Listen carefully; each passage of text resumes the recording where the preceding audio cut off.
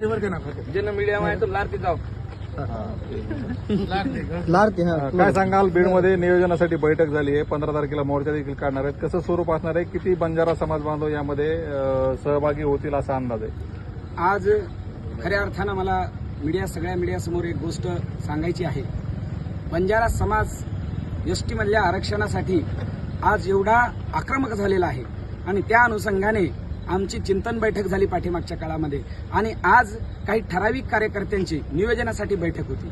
या नियोजनाच्या बैठकीमध्ये सगळ्या कार्यकर्त्यांनी एकमताने 15 तारखेची तारीख फायनल केलेली आहे आणि 15 तारखेला आमचा समाज एसटी आरक्षणाच्या मागणीसाठी जिल्हा अधिकारी कार्यालयावर मोर्चाचं नियोजन करण्यात आलेलं आहे आणि त्या नियोजनामध्ये प्रत्येक तालुक्यातून, आपल्या बीड जिल्ह्याच्या 11 तालुक्यातून बंजारा समाज राहतो आणि त्या 11 तालुक्यातल्या बंजारा समाजाला इथं येण्यासाठी प्रत्येक तांड्यावर नियोजन झालेलं आहे आणि ते झालेलं नियोजन आम्ही सगळ्या संयोजक मंडळीला सांगण्यासाठी आज या ठिकाणी आलेलो होतो. आदरणीय उत्तम चव्हाण साहेब या ठिकाणी आमचे उपस्थित आहेत. त्यांच्या अध्यक्षतेखाली आज आम्ही मीटिंग घेतली आणि ही मीटिंग यशस्वीरित्या पार पडली आणि चव्हाण साहेबांनी आम्हाला सगळ्यांना मार्गदर्शन केलं. मीटिंग कशा पद्धतीने असणार आहे, सगळ्या तरुणांना शिस्तीचं पालन कसं करायचंय आणि या मोर्चामध्ये कुठलाही गोंधळ होणार नाही याच्यासाठी नियोजन करण्यासाठी हे सगळे तरुण या ठिकाणी आलेले होते आणि तशा पद्धतीनं बैठक पार पडलेली आहे आज रेस्ट हाऊस बीड या ठिकाणी. आणि त्या बैठकीचे नियोजनाचे जे काही ठरलेले मुद्दे आहेत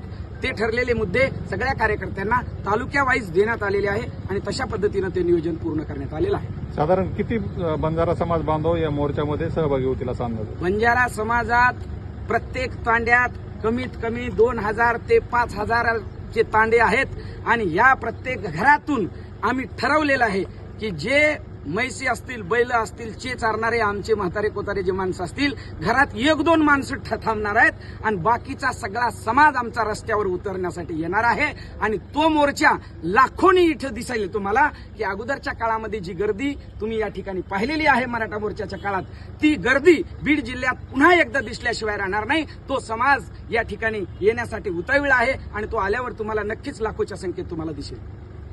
बोला सेवाला.